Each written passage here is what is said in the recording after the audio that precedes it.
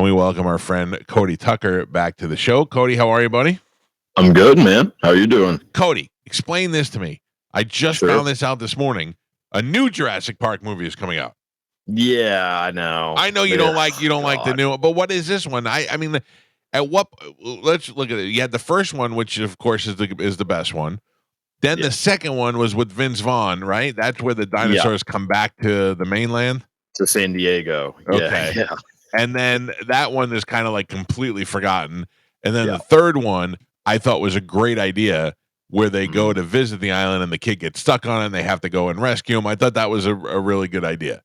Yeah, I kind of like the third one. Then there's the one what they're like, I don't know, at one point they're auctioning off dinosaurs at some point in one of the movies. Yeah. That's the second of the new ones. So there's Jurassic World, which is and then there's Jurassic World like something, Judgment Day, I don't know. And then so the last one I watched, though, the dinosaurs live among the people and they're running rampant, and sometimes they're killing people and sometimes you can survive with them. Yeah. So what is this one about? I do not know, but I'm pretty sure Scarlett Johansson, I think, is in it. Yes, and they make her hair where she kind of looks like the other chick that used to be in it. Yeah. This is weird. The last one, it's gonna be Dominion was horrible. I liked it. There was the one where they had all of the people in it. They together. had the original cast back, and it was the plot. But it was the worst. original cast. It was the Chris Pratt cast, and it was like all. I don't know. I watched it one day and I went, "Oh, that wasn't as bad as I it was thought the it'd locusts was the main plot, and it made no sense. It was garbage. I don't know. It was a visual thing for me. So the locust part's wild. I'm terrified of grasshoppers, so that really. Why? What we learn something new about you every week. It's my biggest fear, besides death. Grasshoppers? Yeah. Yeah. In hundreds or just one? Singular. Really? Singular grasshopper is. I'd rather be in a room with a lion than with a grasshopper. Do you know nothing would make me happier than to release grasshoppers into the room that you're in right now? Yeah, I'm actually regretting that I ever said any of this, to be honest. Cody's not going to open the next box you send. Oh, yeah. No, I would Christmas, not. I would never do that to you. The other thing is I watched a video with a guy, I don't know, you might have seen this, that stepped on a grasshopper and it had a giant parasite worm inside it. Oh, yeah, that kind of grossed me out a little. Jeez. All right, what do we got this week, Cody? So got some a little naughty history, I suppose. All right. Always a good time. So going way back for the first one. So on October 31st, 1501, Pope Alexander VI and his son Caesar Borgia held a party at the Papal Palace in Rome. They invited about 50 prostitutes. The After Pope? Oh, yeah. After dinner, there was a competition to see who could sleep with the most prostitutes. Yeah. They also played a game where a bunch of chestnuts were thrown on the ground, and the prostitutes had to compete to see who could pick up the most chestnuts using only their genitals. Yeah. We've done that before for concert tickets. And just a little side fact, if you're unfamiliar with who Caesar Borgia is, he is the man that Leonardo da Vinci based the painting of Jesus Christ on. Oh, geez. It's the same it's the painting that it's the most common depiction of Jesus. So that's the Pope had a son, for starters. Yeah. And then had sex parties. Different. Yeah, much different. Things were a little different in 1501. Cody, I have 9 Inch Nails tickets to give away, and they're sold out immediately the minute they went on sale. Oh, yeah. I would love for the first girl that could do the chestnut trick would get those tickets in a second. I'll tell you, if any band's fans could pull something like that off, it'd be 9 Inch Nails. Yeah, like I feel like 9 Inch Nails fans have done that before. Yeah, I mean, I'm a 9 Inch Nails fan, and I mean, I could probably pick one up with my, record. Yeah. I'd watch that. I'd watch that. Yeah. Let me ask you this before we get to the next one. Okay. We've talked about porn before on the show, and you've interviewed a lot of the porn stars. Do you? I've been talking about lately how my new obsession is live cameras, cams. Are you into that? No, not really. I like a good, heavily produced, Oh, really? With a storyline and all that? Oh yeah, love a good storyline. I mean, it Yeah. doesn't have to be a good storyline. I just like a storyline. I like ones that are kind of funny. Like I'm stuck. Yeah. I'm stuck in the washing Yeah. machine. How that, yeah. All right. How am I going to Yeah, pay yeah. for this pizza that I ordered? Yeah. Yeah, it's always I like a good scenario. Yeah. No, Yeah. not me. I want right into the action. I want surprise. I want to be like, that wasn't supposed to go there. Those sort of things. Oh, Yeah. well, that's a good time too, I suppose. Yeah. All right. What else you got? All right, so I got story about a woman named Inga Arvad. You probably have never heard of this person. No. I had never heard of her either.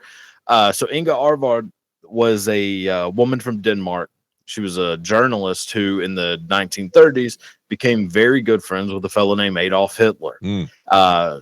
Hitler was absolutely obsessed with her, even inviting her as his date to the 1936 Berlin Olympics, which she accepted. Because of her closeness with Hitler, the Nazis approached her, asked her if she wanted to become a Nazi spy. She, at first, said, I'll consider it, but then got scared and left the country. In 1941, she was introduced to a young man in the U.S., and they began a heated love affair. This love affair caught the attention of the FBI, who began spying on the young couple. They believed that Inga was, in fact, a Nazi spy. J. Edgar Hoover believed that she was using her looks and charm to infiltrate high-ranking members of the U.S. government. So what does that have to do with the young man? Well, the young man was the son of the former U.S. ambassador to England and massive Nazi sympathizer Joseph Kennedy. Oh, wow. Yeah, that young man was a 24-year-old John F. Kennedy. Wow. Yeah, there's apparently still tapes of them getting it on because they've learned nothing. She was not a Nazi spy, but they do have all these tapes of them just going at it. That's crazy. Have you, by any chance, watched the new show Paradise on Hulu? I have not. No, I've heard it was really good though. Pretty good. Yeah. If you get a chance to check it out, it's about the inside the White House, and there's another bigger picture that I don't want to spoil it for you, but Okay. it's a good show. But it reminded me of that. There's some stuff going on with the president there.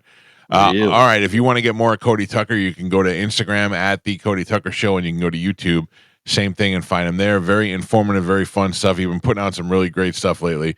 You can find all those clips on Instagram. And Cody, good to talk to you, and we'll check in with you next week.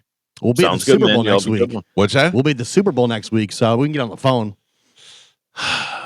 We'll probably be able to connect like this. We'll probably be better because we'll have the Wi-Fi. The way Gio just slow blinked at you makes me think you don't know what you're talking about. Yeah. Wait a second. Aren't we going to have Wi-Fi there? Yes. So why wouldn't we be able to just connect? Yes. The audio feed? It wouldn't run through the board. We don't have all that. Yeah, we'd have to connect it to the station back at the station. So Cody, we're gonna have to figure out next week. We'll figure it out. Yeah, we'll be in New Orleans. So if anything, we might have to do it over the phone. That's no problem. Not as sexy. Not as sexy. Well, I mean, it might be a good break on the eyes for most people. What do you have coming up on your show? Anything you want to plug? No, not really. I mean, just way to promote. Same old stuff. I do have a Cameo, which I've never plugged. Yeah, I'm on Cameo, which really feels great. Yeah. So there's like me and Vinny from Jersey Shore. And all that. I am also on Cameo, and I find that nobody cares about it until like Valentine's Day and Christmas. Everybody wants you to do it right before the holidays. Exactly. So I guess there's that. I mean, if somebody wants to pay a little money for some reason to have me say something to them. Oh, I would love it if I'd give you money to do a quick little, do it in the style of Cody Tucker. Yeah. Yeah. Sure. Yeah. If anyone wants to do that, there's that. I was looking at Cody's Instagram. He's got a lot of very prominent followers. Like Joe Rogan follows him and all these famous comedians and actors. And yeah, it's pretty wild. Like that's how it kind of took off. I think was like Joe Rogan, like sharing some of the stuff. That's like, and Bert was that's who actually probably did it. Bert I wonder Kreischer. if Bert knows you're on the show every week. I doubt it. But maybe he was on the show on Monday. I should have brought it up. He is constantly like if I would have shown him, he would be like, "Oh, I love that guy! I love that guy! I love that guy!"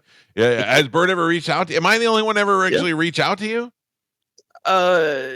No, I've had a few people reach out. Yeah, I mean, I've talked to Bert a couple times, just message back and forth, nothing crazy, but he was always very nice. You know? I mean, Yeah, he's a really good dude. But yeah, I think shared a lot because there's a couple comedians that would like tour with him that knew about it and everything. And Yeah, Cody's coming like up on Mark and everybody. just on Instagram. He's coming up on 1 million followers. Wow, man. What kind of money is that, Cody? I want to know how that works. It's not that great. I mean, it's not as good as you would think. I mean, it's but barely I would enough imagine you're to pay for my monetizing. feed. You're probably monetizing Instagram, YouTube, and all the TikTok and all that. So all of it together is enough for you to do it for a living.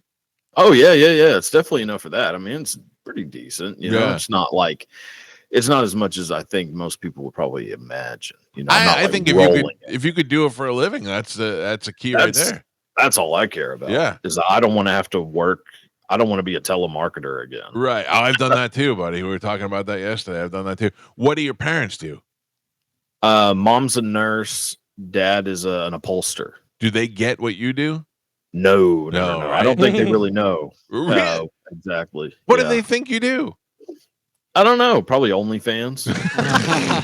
Picking up chestnuts. Yeah, picking up chestnuts, walnuts, things like that. I will tell you, I enjoy having you on, and our audience really, the feedback is great. So I'm glad we hooked up, and we'll check in with you one way or another next week live from New Orleans. Yeah, whatever works for y'all, man. All right, brother. Have a good week. See you, Cody. Sounds good. Y'all have a good one. See you. There you go. Great, Cody Tucker.